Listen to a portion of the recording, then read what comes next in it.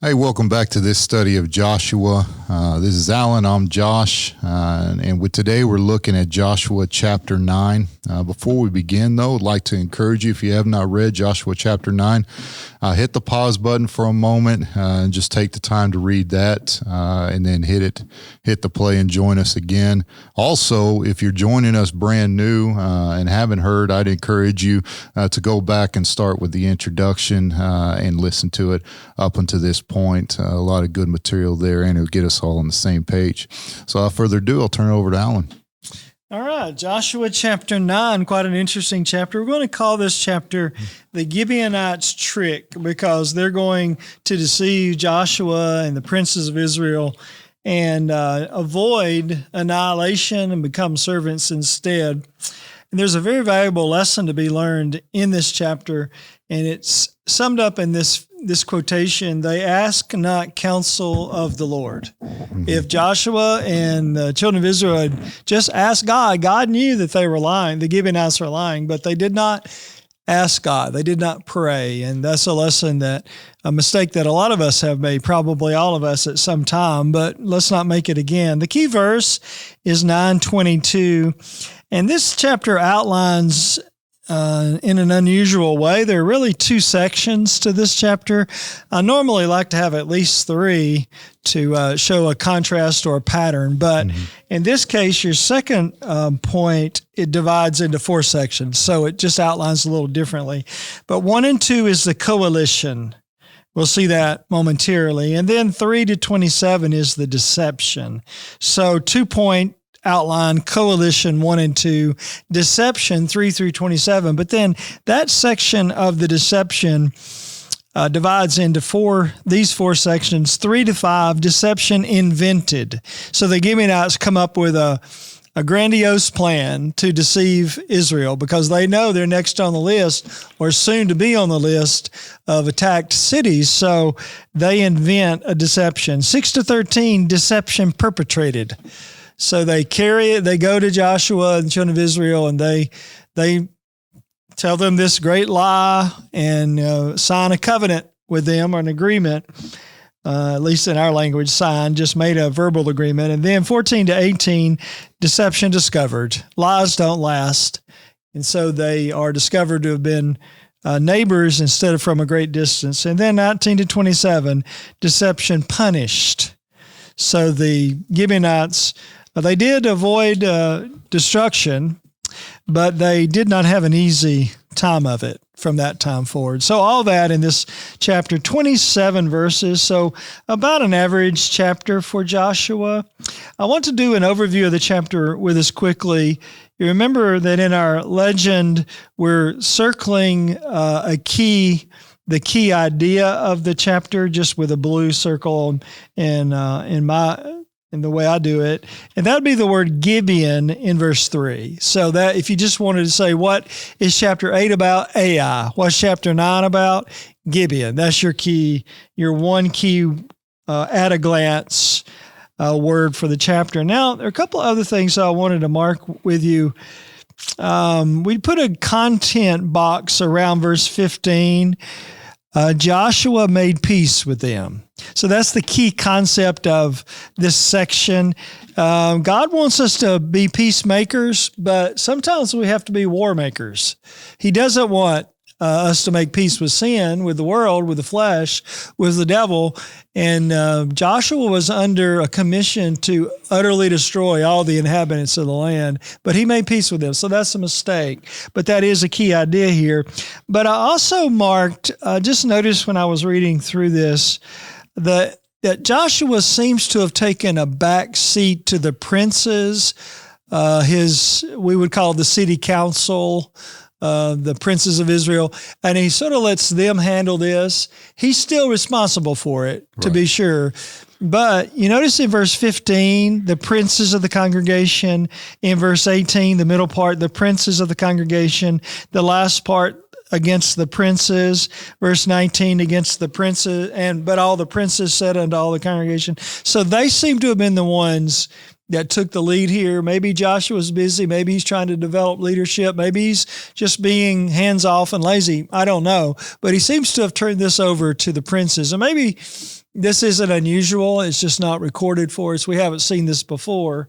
But I do think you see the lesson there that if you hand authority or responsibility over to somebody else and you're over them, such as elders in the congregation, then you be sure that they do it right. Be sure that they don't get it off the rails, because ultimately you're the one that will be held accountable for that. Right. It is good to develop leadership. It is good to spread the work around, but maintain accountability. The only other thing that I wanted to mark here is in verse 22, your key verse. And so you can circle the number 22 there. And Joshua called for them, and he spake unto them, saying, Wherefore have ye beguiled us, saying, We are very far from you when you dwell among us. So that's the key idea of the whole chapter, that Israel was tricked. Now, I want to go back into this and notice some verse by verse emphases, sometimes definitions, sometimes applications. But let's go through this chapter like we have with the others. It says in verse 1, It came to pass when all the kings which were on this side Jordan, in the hills and in the valleys and in all the coasts of the great sea over against Lebanon, the Hittite, the Amorite, the Canaanite, the Perizzite, the Hivite, and the Jebusite. So there are 7 nations of Canaan. They're all Canaanites, but there are 7. One of them is called Canaan, Canaanite proper, but that's the title that's given to all of them as a whole. But it's really a coalition of 7 nations that occupy different parts of the land. Now, the Gibeonites are Hivites, so they belong in the next to last one. Jebusites, of course, Jerusalem is Jerusalem, so that's that area just west of the Dead Sea. The next note that I have, though, is a practical application. They gather themselves together. So 7 nations that often fought with each other, but now they're joining forces. They gather themselves together to fight with Joshua and with Israel with one accord. So enemies will unite against God. Mm-hmm. We find that in Psalm 2 in a prophecy about Jesus' enemies. The kings of the earth unite themselves, and he that sitteth in the heavens shall laugh. God's not impressed with, it doesn't matter how many are in your coalition or how many soldiers you may have, God is not going to be intimidated by that. But this reminds me of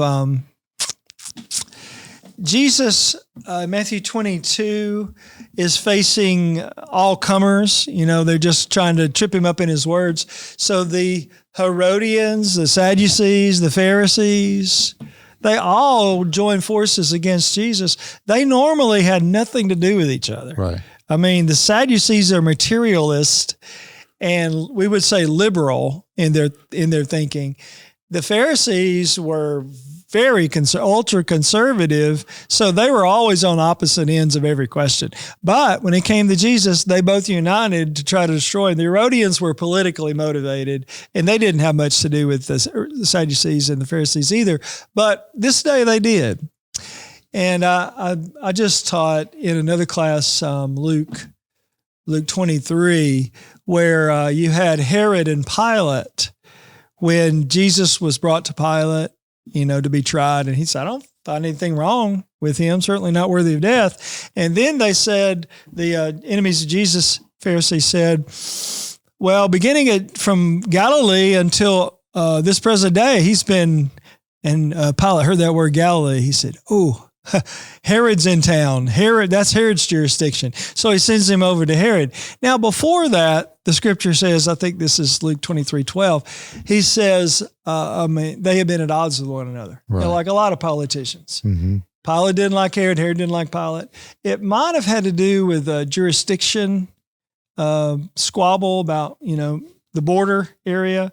Some people think it has to do with Luke 13, where Pilate had mingled the blood of some Galileans with their sacrifices, and maybe that was, we don't know, but it does say that when Pilate sent Jesus to Herod, that they were made friends together that day. So enemies brought to peace through the peacemaker, right, even though it was a negative context.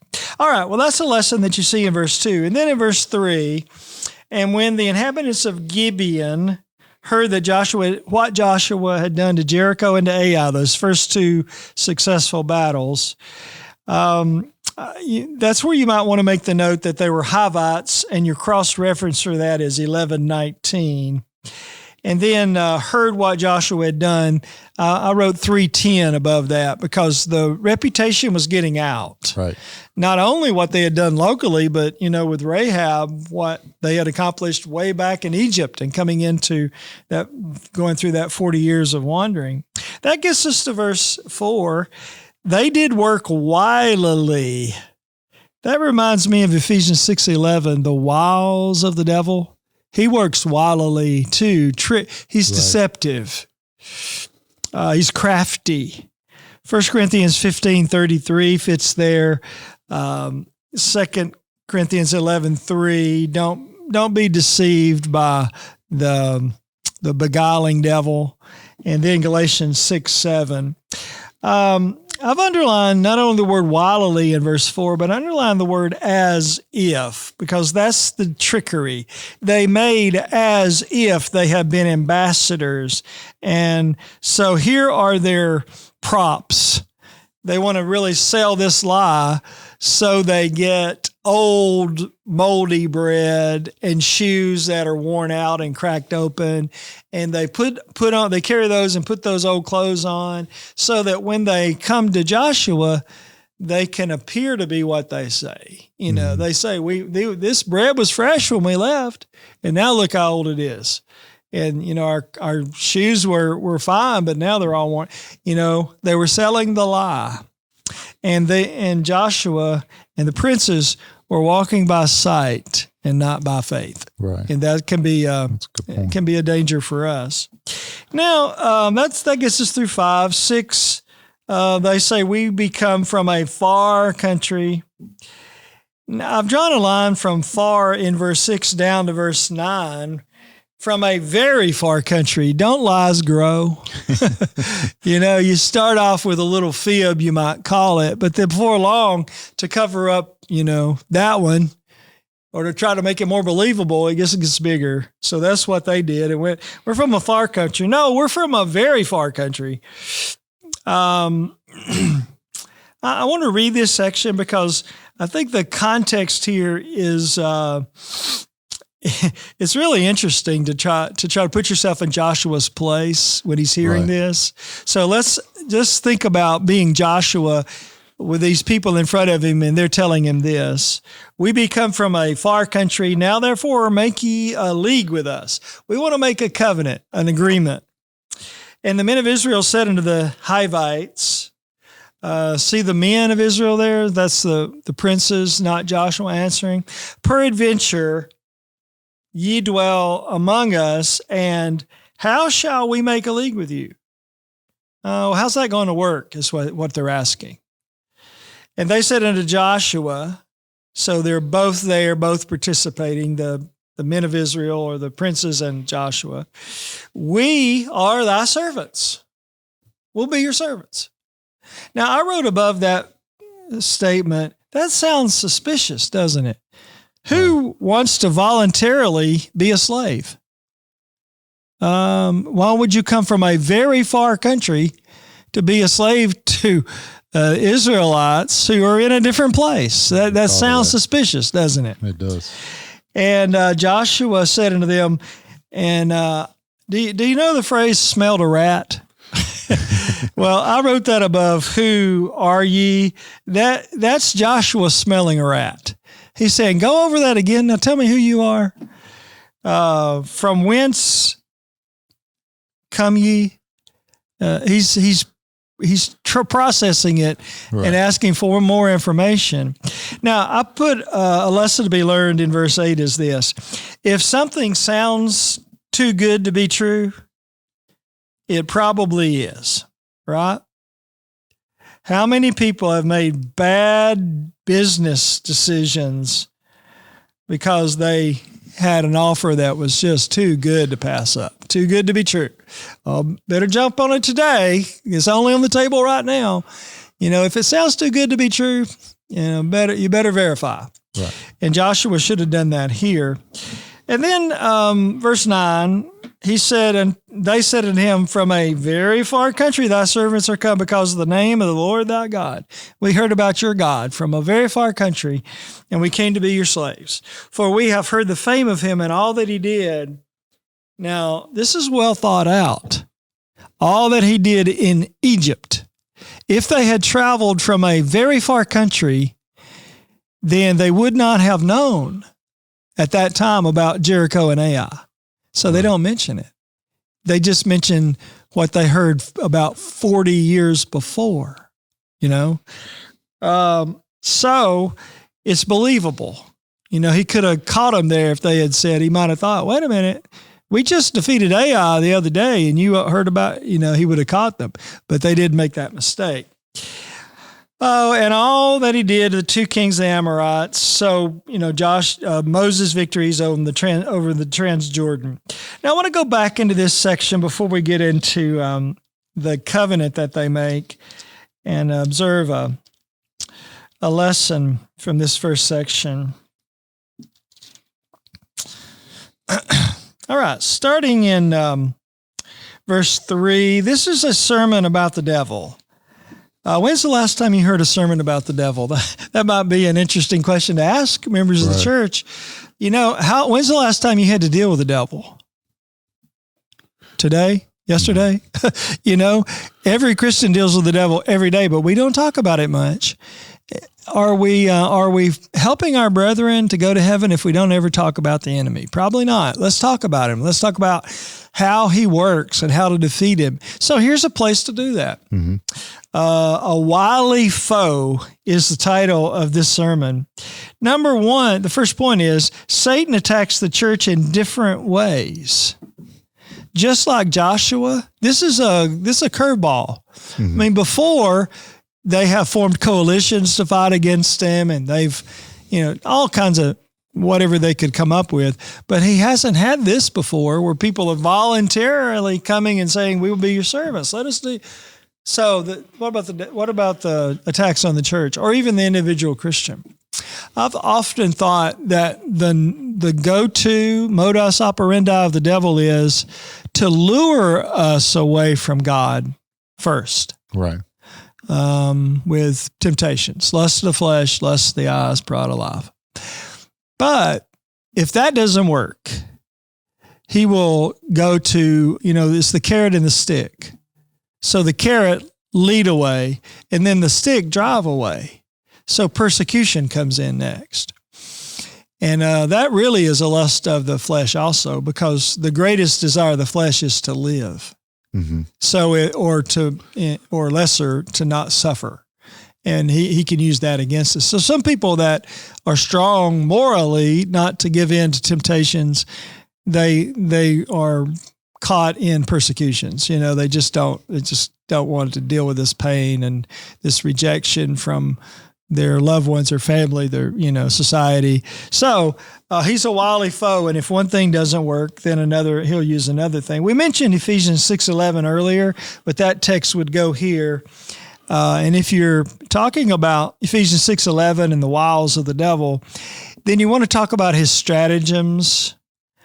Look at the examples of how he's attacked others, because he does the same thing. Right. He hasn't invented a new plan since Eve in the garden. It was lust of the flesh, lust of the eyes, pride of life with her. Genesis 3:6. What about when he attacked Jesus?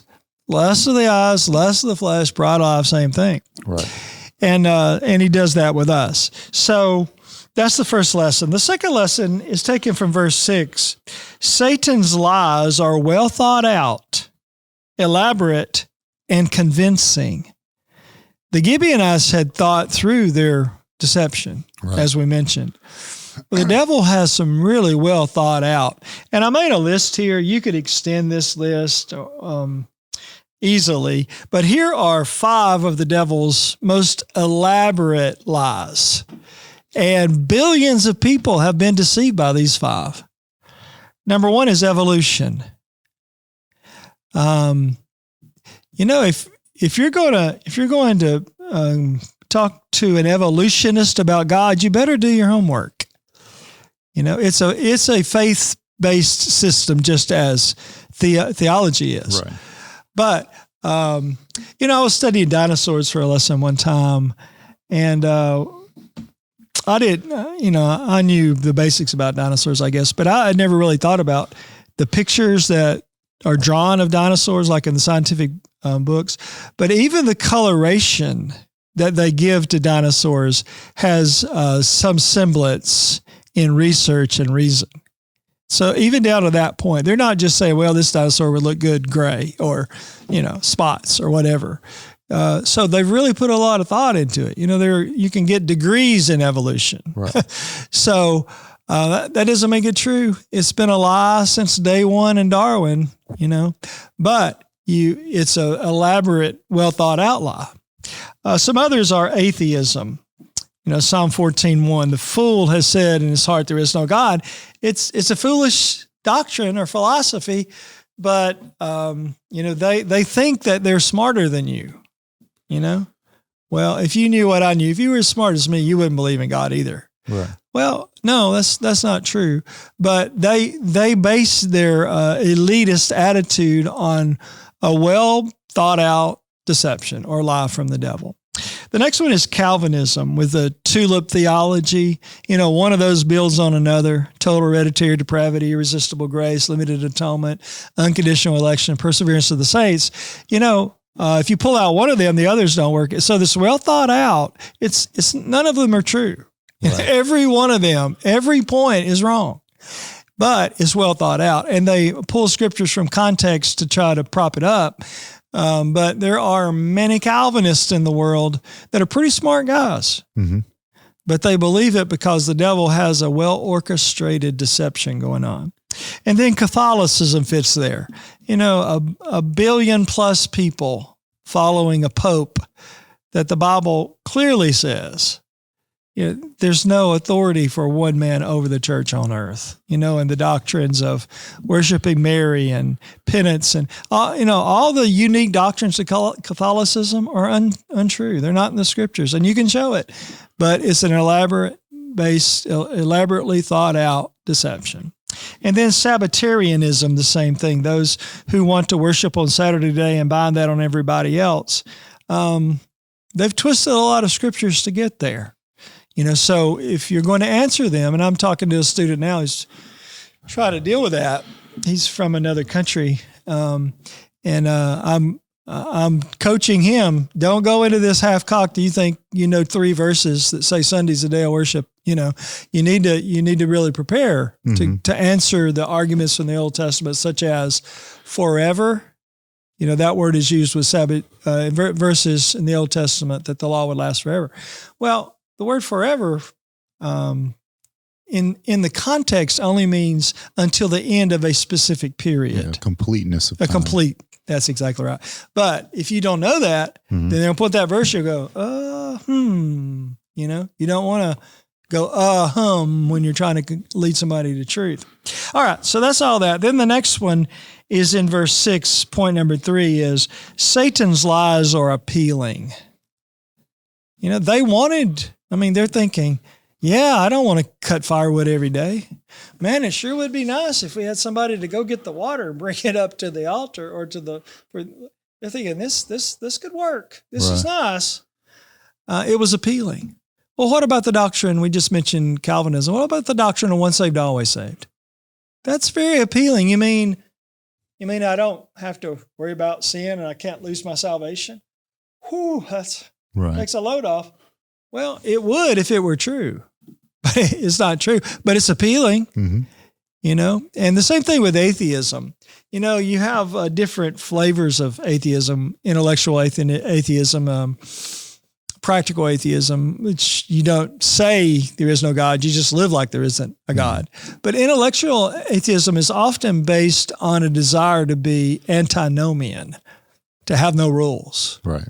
Like if there is a God, then I have to answer to him, but I'll deny God. Then I can live the way I want to. That's appealing, So the devil builds in these pleasure points or takes away pressure points to make his doctrines appealing, because lies don't have to be bound by anything except from his perspective, what would be acceptable. Right. On that point, you mentioned it in verse 8. Joshua is starting to apply logic and reasoning here at the beginning. And typically when you look at God made us beings of reason. He's a God of logic. He made us that way as well. Right. And take evolution, for example. If there wasn't such a strong bias against God and against his rule, atheism would have been thrown out a long time ago, because it doesn't pass, the scientific method, it doesn't pass that. It just doesn't make sense from a logic standpoint, something coming from nothing, animated life coming from an inanimate object and so forth. But you're in Joshua, this is a perfect example of it where, like you said, it starts to look appealing, and what happens? Logic tends to go out the window. Emotion and desire starts to take over. There's a book, and I'll probably mention it on this podcast before. It's a leadership book that talks about the elephant and the rider. The rider is the logical portion of a man's thought process. The elephant is the emotional, desirous part of it. And the point of the whole leadership book, when you're leading people, you've got to direct the elephant, not the rider. And so for the example used was a healthcare worker or a healthcare president who came into a hospital that wasn't performing well, and he started to put emotional links to the patients, your father, your children, if that was your father, if that was your children, and he turned it around. Logically, the changes he was making made sense, but people bucked them. But when he started to appeal to the emotion, then he was able to turn the hospital around. And I think that's a lesson for us, because Jesus, we see emotion with Jesus, but it's always controlled. And so I think you're absolutely right. From a sin standpoint, Isaiah does a great job, the whole Bible does, but Isaiah does a great job of showing the illogical nature of sin. And I think you see that here with Joshua. You see that reasoning start to take place, and then all of a sudden reasoning goes out the window and they're deceived. So well said. And that really develops that third point. Yes, sir. It gives makes it apply, helps us understand how the devil can get us. Absolutely. He knows what he's doing. He's had 100% success rate -1, Jesus, right? So he knows what he's doing. Yes, sir. I want to drop down to verse 14 and pick up the story here in the text. So we've talked about the deception perpetrated. So now we're down to where they've got to make a call. What are we going to do with these Gibeonites? They're in front of us. They want to be our servants. Well, what should we do? So verse 14, and the men took of their victuals. In other words, they see the props. They're walking by sight. And ask not counsel at the mouth of the Lord. That's the big lesson to be learned in this chapter. And let me take just a minute to discuss with you some application of that. I've been thinking about this lately a little. I was teaching a class yesterday and talking about expectations that people have of us and how that can pressure us and be uncomfortable. Expect, why aren't you married yet? When are you going to have my first grandchild? Have you made vice president in your company? There's a lot of expectations that people put on us, and they're often unfair. And we have to maintain our autonomy there. We're the one, like with having that grandbaby, who's going to pay the doctor's bill? Who's going to buy the formula and the diapers? Who's going to get up and rock a crying baby at 3 a.m? It's going to be mother and father, so they ought to be the one to make that decision and the timing of it. But anyway, I want to apply that here when you think about transitions in life, such as those, how important it is to marinate those decisions in prayer. When you think about a marriage companion, for instance, a parent, I started praying for the spouses of my children when they were still in diapers, practically every day for 18 or 20 or 22 years.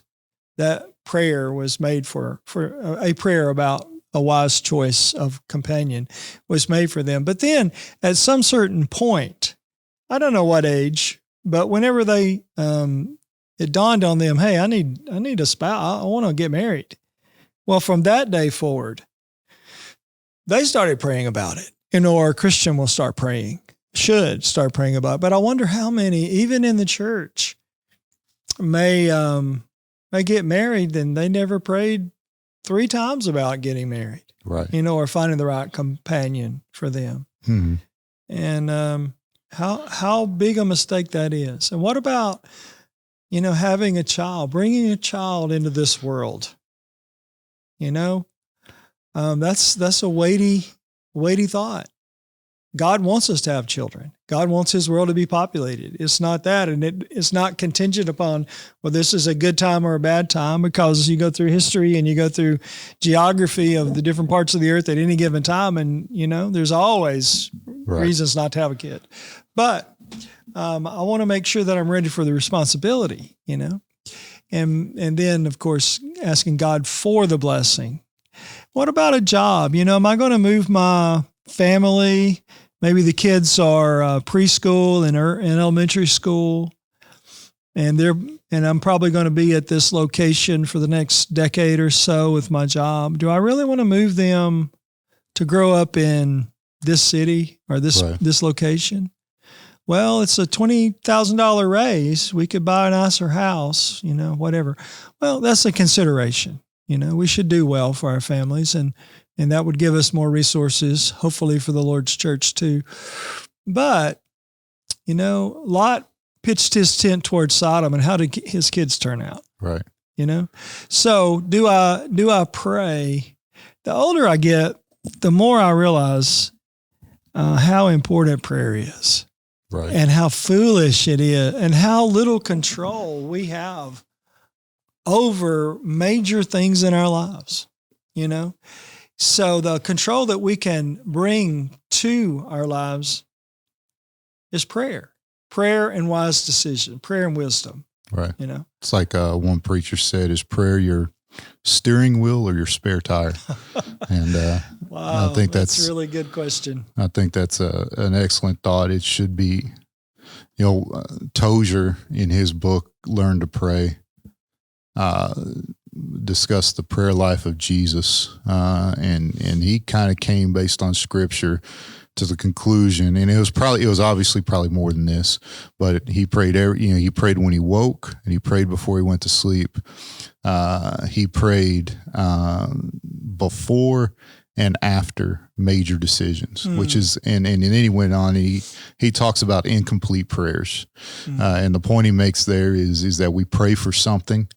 We petition God for something, and then when he grants it, are we as willing to go before him to thank him for granting it as we were when we were petitioned? We'll pray 24/7 to get that promotion, or for the children to find a good spouse, or to the wisdom of having children and all that. Well, afterwards, when those prayers are answered, are we going to God to thank him for those things? And sometimes the answer is no.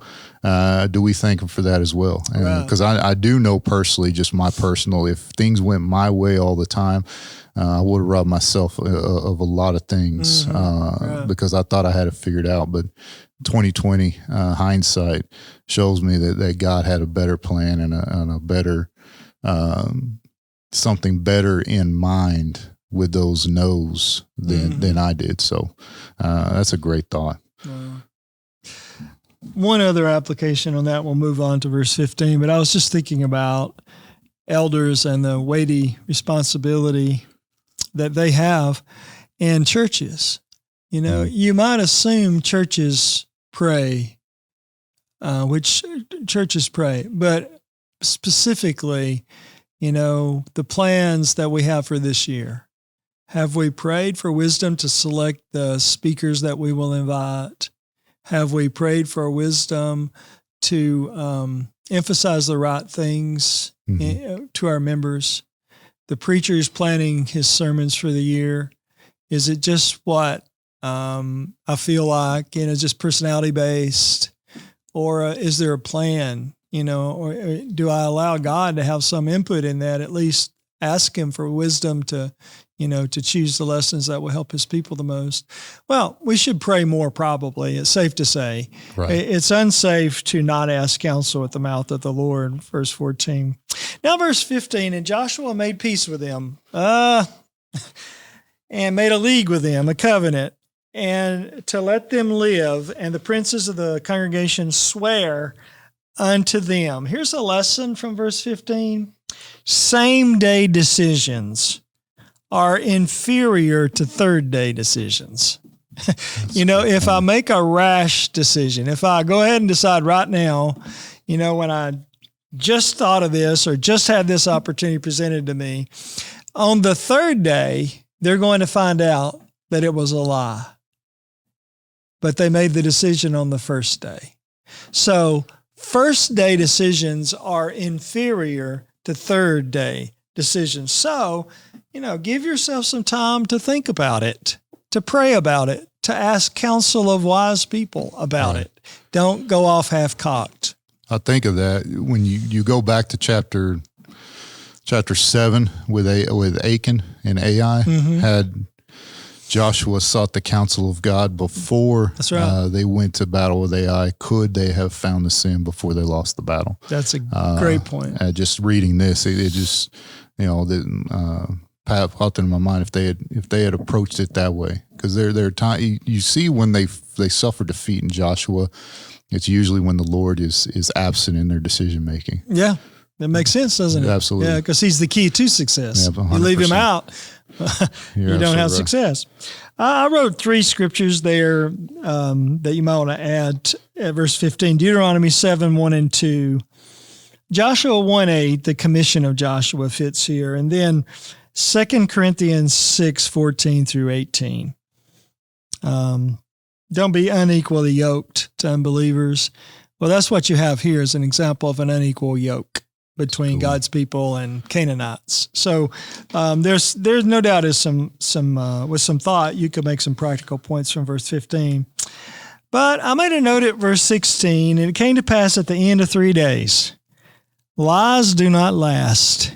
Integrity lasts. Truth lasts. It will stand the test of time, but lies do not. And so their lie only held up for 3 days. They heard that they were their neighbors. Can you imagine how foolish they felt when they found out these people that we just made a covenant with, they were just the next town up. How stupid were we?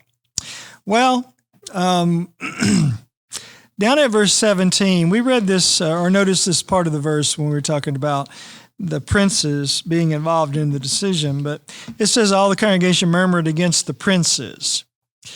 Here's a lesson. Hasty decisions open one to criticism. Wisdom is commendable. Foolishness is not. Now, I'm thinking in terms of an eldership, and elderships are often unfairly criticized. They're harsh. Some can be harsh toward them, and there may be sometimes are ulterior motives there. They're jealous, want to be in the eldership, and don't have a say in the matters, or whatever. There's different, but in this case, an eldership can bring upon itself criticism that's justified. Like if they didn't do their research before making a decision, and then they've made a decision that's unwise or even unfaithful to the word, well, that's going to bring criticism. So the way to avoid that is not just to say, don't criticize us. It is to go back and do a better job making decisions, to do more research, do more prayer, read the scriptures about it. I've been amazed to be in eldership meetings before where the Bible's not even brought in there.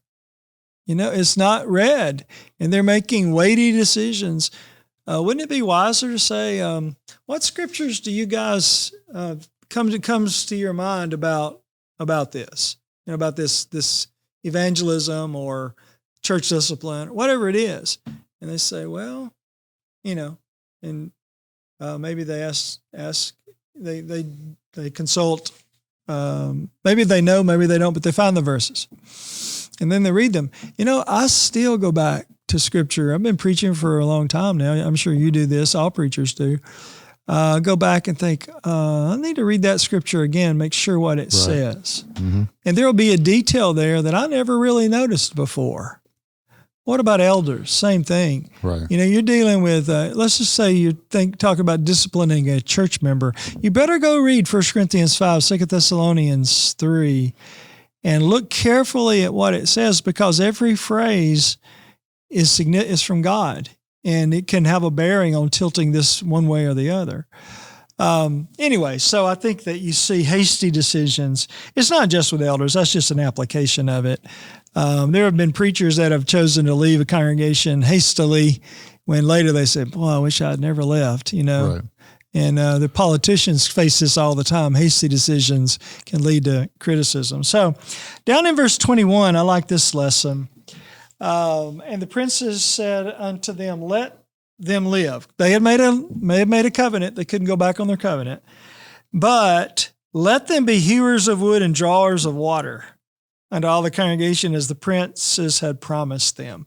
So here's the lesson. Joshua made his mistakes work for him. It was a mistake to have the Gibeonites there, mm-hmm. but at least he got something out of it. At least they were able to benefit from it. And I put Acts 2:14 there and Galatians 6, 9, and 10. We're all going to make mistakes, but let's learn from them. Don't waste a mistake or don't waste a failure. What can I learn from this? Mm-hmm. Does this make me a more humble person? Well, use it. That's beneficial. Even though you wish you hadn't had to experience it, humility is great. Does it make me more patient? Does it give me sympathy toward others? Do I now have a better understanding of how to move forward? Edison, he was in a conversation with someone, and he said, I haven't failed he's talking about in testing for inventions. He said, I haven't failed 10,000 times. I just found 10,000 ways that don't work. So he was learning. Right. Developing. He didn't have to go back and try those 10,000 things again. He knew those didn't work. Well, so we can learn from our mistakes. And children, a lot of times, just as a parent myself, a lot of the wisdom I bestow upon my children mm-hmm. Are the mistakes I made. Yeah. They'll make the mistakes I made because, right. And I realize that's, what my parents were doing as well when they advise against things. It makes sense. Well, the best teacher is pain. You don't forget the lessons of pain. So if something embarrassed me, hurt me physically, emotionally, I don't forget those lessons. They'll stick with me. So in that sense, our mistakes can benefit us long term. Absolutely. And we don't. But some people make the same mistakes over and over. It's like, well, you're not learning from your mistakes. Don't do that. Right. Learn from your mistakes. Now, I'm going to go to the last section here, and we'll have a little bit of time to discuss if you have anything from this chapter. But I made a note in verse 25, and which reads, "And now, behold, we are in thine hand." So these are the Gibeonites who are speaking. They just got called out. They got caught in the lie, but their attitude is good. It's like they're told, you're going to be servants. You're going to cut the wood and bring the water and all that. And they answered, "And now, behold, we are in thine hand. We're not going to fight against you for that. We're not in opposition to it. We understand, as it seemeth good and right unto thee to do unto us, do." So they have a submissive attitude here. They know they've dodged a bullet. They know they should be in a grave somewhere because that was what was coming to them. So they're willing to see themselves in their proper place. Right. And we do well when we don't think more highly of ourselves than we ought to think. So here's a lesson, if you want to make a note with verse 25. When in the wrong, accept correction without complaint.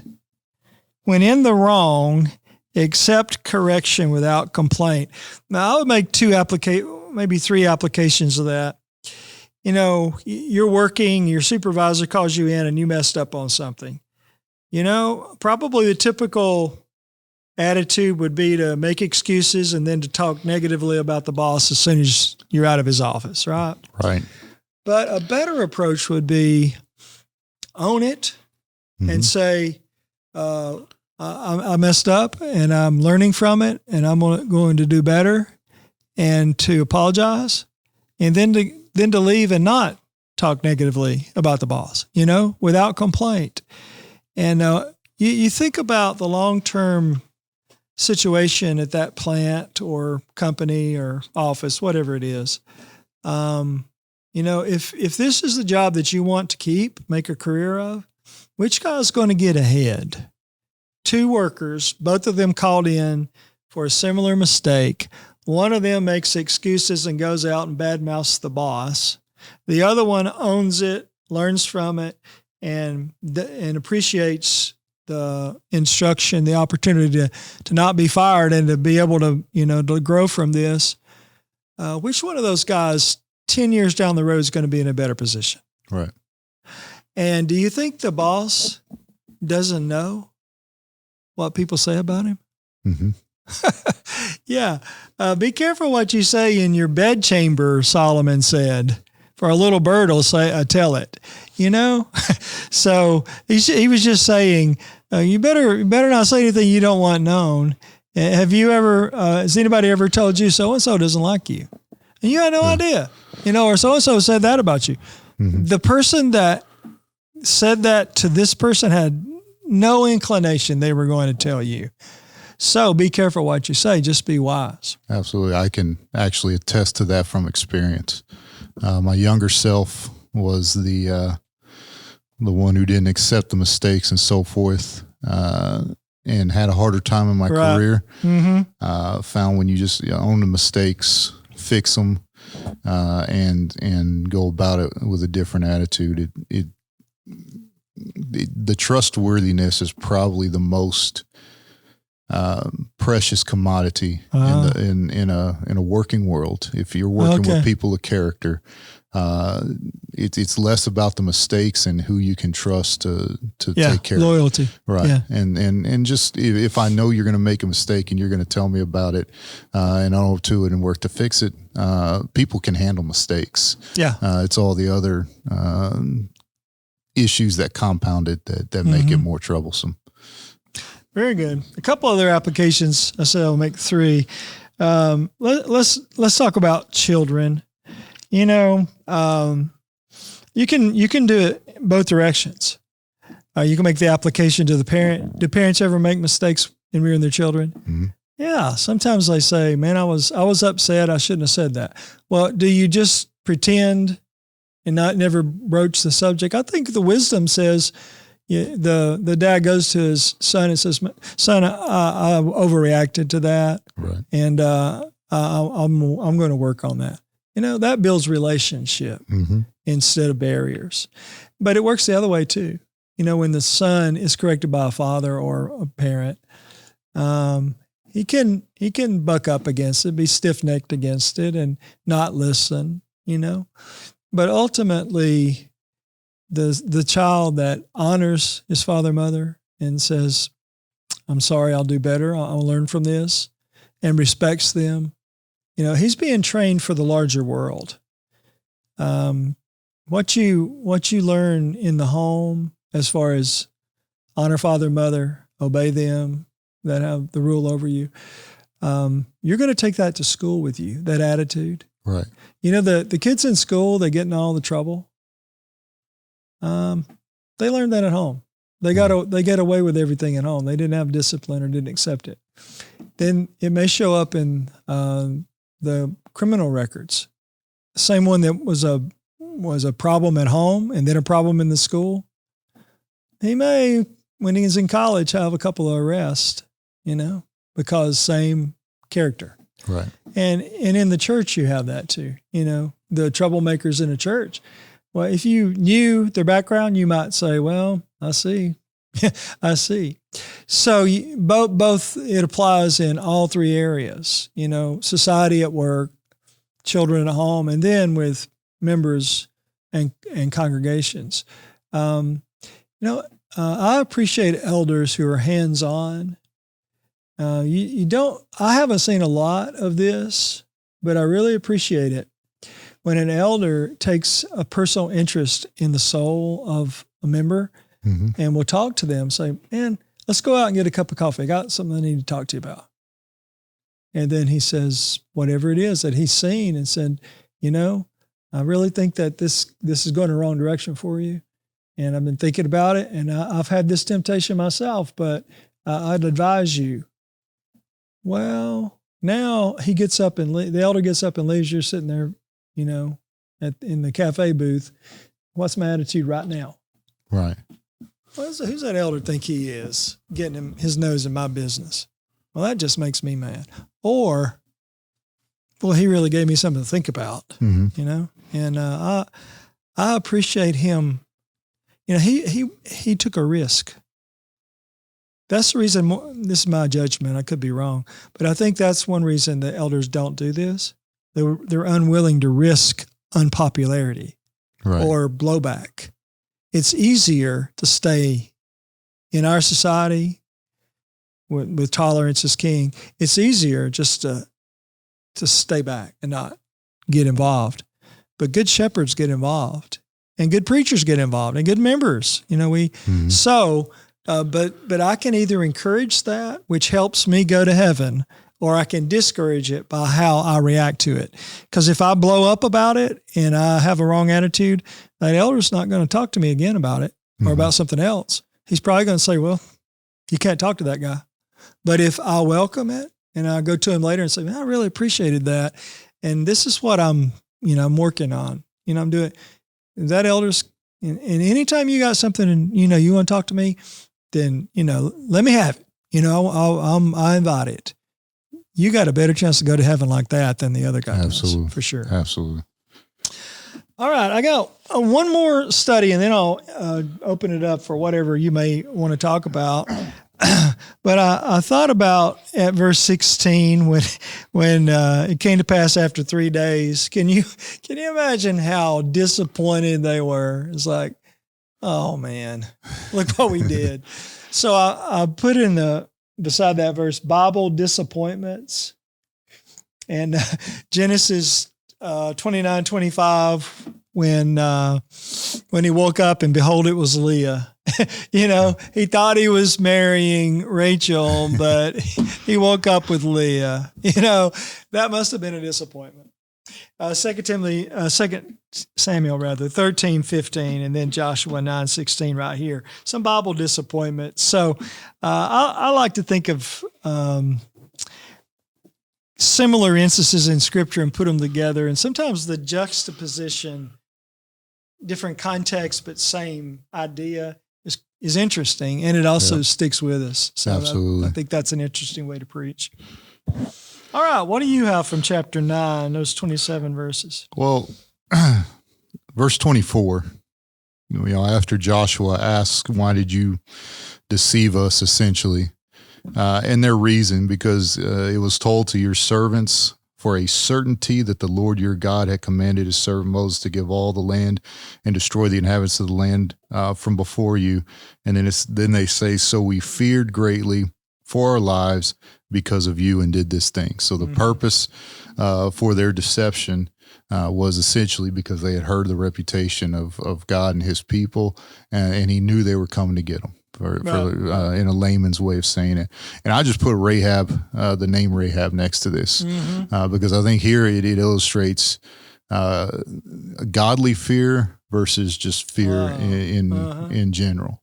Godly fear led Rahab to submit to God's command and essentially the deal that she made, because 2 deals were made.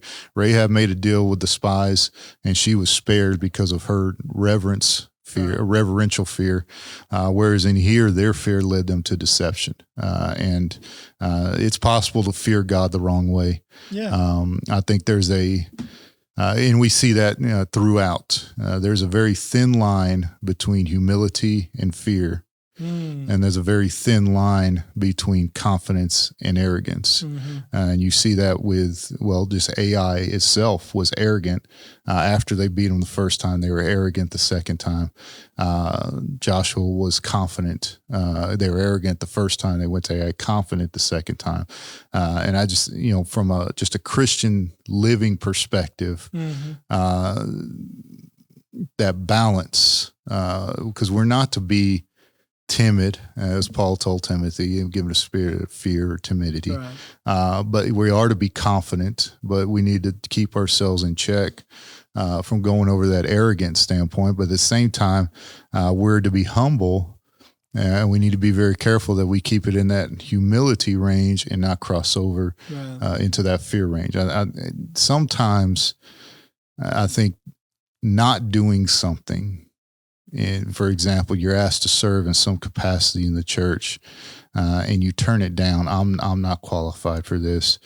There may be an instance where that's the case, but we need to maybe not second guess, but really examine whether I'm answering that because I'm legitimately humble in the situation and I'm not the right person, or am I using that feigned humility as a crutch? Because I fear failure, right? Or I don't want to invest the time. Absolutely.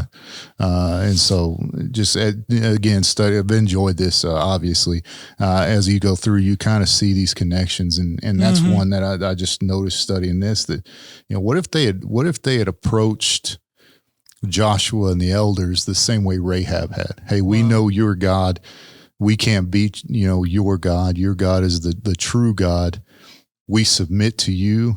Then there might have been a proselyte or agreement made. I have no doubt that had they approached with the Rahab mentality, God would have advised Joshua and the elders what to do in that situation as well. So, the principle holds, one versus the group. If God would do it for one, the group would, fair God would approach it the same way.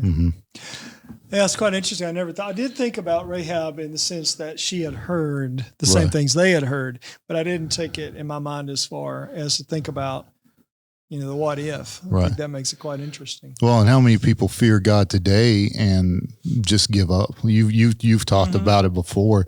I can't live up to this standard, and more than likely it's the standard we put on ourselves, that perfection.